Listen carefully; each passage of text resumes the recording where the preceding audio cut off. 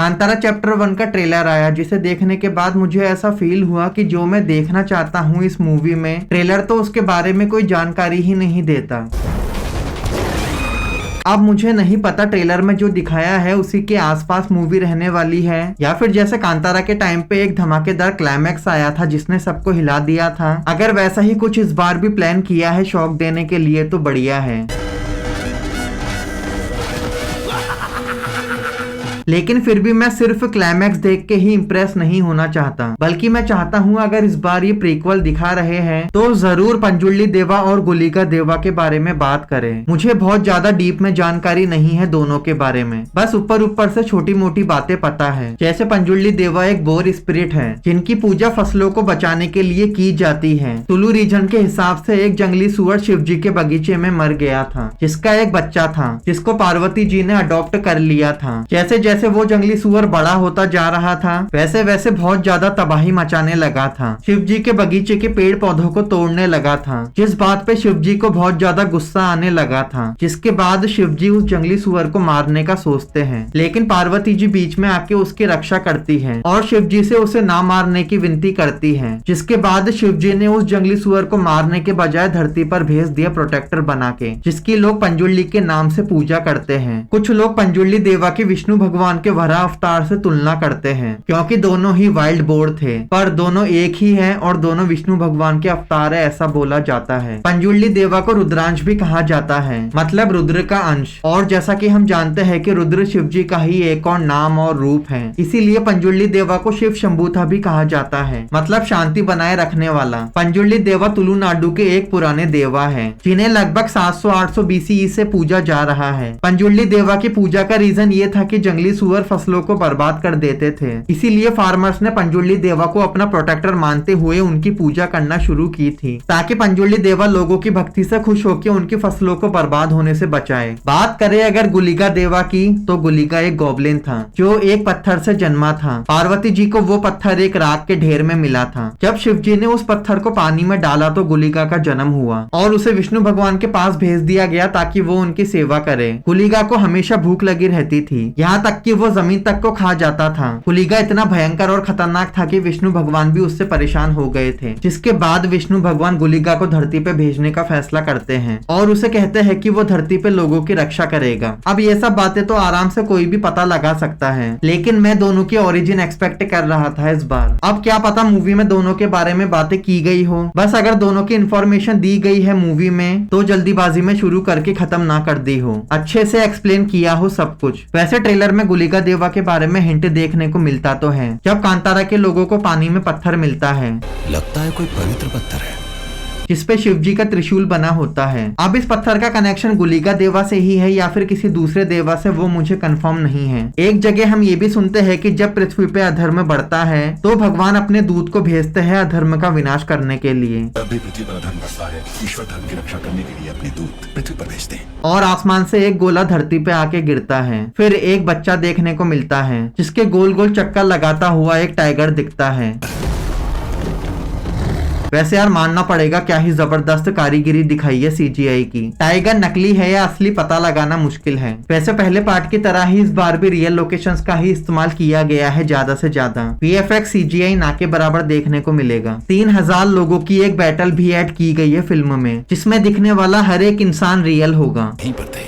वो एक बड़ी दंत कथा है, ना कि सिर्फ 5-10 लोग ही रियल हो और बाकी के CGI से बना दिए हो। सब कुछ रियल होने वाला है, तो मूवी का एक्सपीरियंस विजुअली तो बहुत जबरदस्त होने वाला है। बस प्लॉट वाइज भी फिल्म एक्सपेक्टेशन पर खड़ी उतरे तो डबल मजा आ जाएगा। ट्रेलर का लास्ट सीन जिसमें ऋषभ शेट्टी का खूंखार अवतार देखने को मिलता है, तो जिस भगवान के दूत की बात ट्रेलर में सुनने को मिलती है वो ऋषभ शेट्टी ही होंगे मे बी, जो इस जगह पे पूरी तरह से अपने असली रूप में ट्रांसफॉर्म हो जाएंगे। शिवजी से रिजेंबल लगता है ऋषभ शेट्टी का ये वाला अवतार, और ऋषभ शेट्टी वही बच्चे होंगे जिसके गोल गोल घूमते हुए हमने टाइगर को देखा था, जिनका नाम बेर में होगा। बेर में मतलब पहले पार्ट में जो शिवा था उसके पिताजी का नाम बेर में होगा। एंड शिवा ट्रेलर के स्टार्ट में बोलता है मेरे पिताजी यहीं से क्यों गायब हो गए। मेरे पिताजी यहीं पे क्यों अदृश्य हुए? और कांतारा के लास्ट में शिवा भी इसी जगह से गायब हो गया था। इस जगह पर ऐसा क्या है, और क्या यहाँ ऋषभ शेट्टी हमें जिस जगह पर देखने को मिल रहे हैं, क्या ये जगह गायब होने वाली जगह के नीचे ही है? मे भी हो सकती है। मुझे तो ट्रेलर से कुछ बहुत ज्यादा समझ नहीं आया। लव स्टोरी भी ऐड की गई है जिसका कोई बहुत बड़ा रोल होगा या फिर सिर्फ कमर्शियल पर्पस की वजह से दिखाने वाले हैं। के लोगों को पता चला तो हमारे यहाँ रहना पड़ेगा आपको। राजकुमारी के साथ उसका उम्मीद तो पूरी है ऋषभ शेट्टी से, वो कम से कम सिर्फ पहले पार्ट की सक्सेस को दिमाग में रख के सेकंड पार्ट नहीं लाएंगे। बाकी यहाँ किसी को ले जाया जा रहा है। इसके कपड़ों से काली मिर्च और इलायची गिरती है। मसालों पर भी फोकस डाला गया है इस बार। बड़े लोग छोटे लोगों को उनका बिजनेस नहीं करने देते होंगे तो वो लोग चोरी छुप के अपना काम करते होंगे।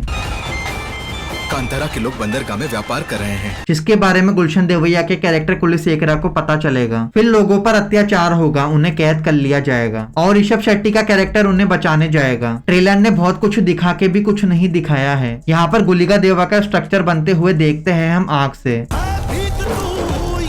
जिसको देख के गुलशन देवैया का कैरेक्टर भी हैरान रह जाता है। ये सीन क्लाइमैक्स के टाइम का ही होगा। ऋषभ शेट्टी यहाँ पहुँच जाएंगे, उसके बाद उनका यही रूप देखने को मिलेगा जहाँ तक है। अब पता नहीं ये फाइनल चैप्टर होने वाला है कांतारा का या फिर ऋषभ शेट्टी ने आगे और भी पार्ट्स प्लान किए हुए हैं। अगर आगे और भी पार्ट्स आएंगे इसका मतलब है कि उनमें चैप्टर 1 से भी पहले की कहानी देखने को मिलेगी। लेकिन फिर इस पार्ट का नाम चैप्टर 1 क्यों रखा गया, ये भी सोचने वाली बात है, क्योंकि चैप्टर 1 का मतलब तो ये हुआ ना कि कहानी यहीं से शुरू हुई थी, इसके पहले कुछ भी नहीं था। देखते हैं अगर आगे कुछ आता है तो किस नाम से आता है।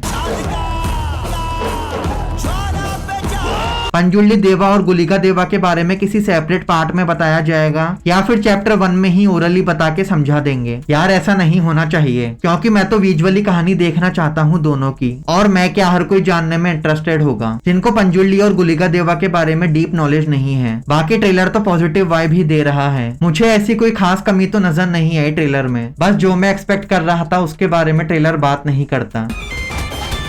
कभी मत जाना बेटा। अच्छा, आपने एक बात नोटिस करी, इंसानों के रक्षा के लिए तो गुलिका देवा को विष्णु जी ने धरती पर भेज दिया था, जो इंसानों की रक्षा करते हुए दिखते भी हैं। लेकिन पंजुली देवा के बारे में ना बात की गई ना ही दिखाया गया उन्हें, जिनको फसलों की रक्षा करने के लिए शिव भगवान ने भेजा था। अब मसालों का हिंट तो दिया गया है, तो मे बी वो पंजुली देवा का ही हिंट हो सकता है। अब से तीसरा हिस्सा सीमा पार नहीं रखेंगे। बाकी अगर मैं गलत हूँ और फिल्म में पंजुली देवा के बारे में कुछ नहीं है तो क्यों नहीं है? क्या आगे के पार्ट्स में दिखाने का प्लान है पंजुली देवा के बारे में, या फिर सिर्फ गुलिका देवा पर ही फोकस करते हुए कांतारा फ्रेंचाइजी का एंड हो जाएगा? अगर ऐसा हुआ तो बहुत ज्यादा डिसअपॉइंटमेंट होगी। जिन दो देवों से सब कुछ शुरू हुआ, अगर उन दोनों के बारे में डीप में बात नहीं की गई फिर क्या मतलब निकलेगा कांतारा फ्रेंचाइजी बनाने का? खैर, आप अपने ओपिनियन जरूर से शेयर करना ट्रेलर को लेके। आपने क्या स्पेशल नोटिस किया ट्रेलर में जिसके बारे में कोई बात नहीं कर रहा? वीडियो पसंद आया तो लाइक करना मत भूलना। बाय।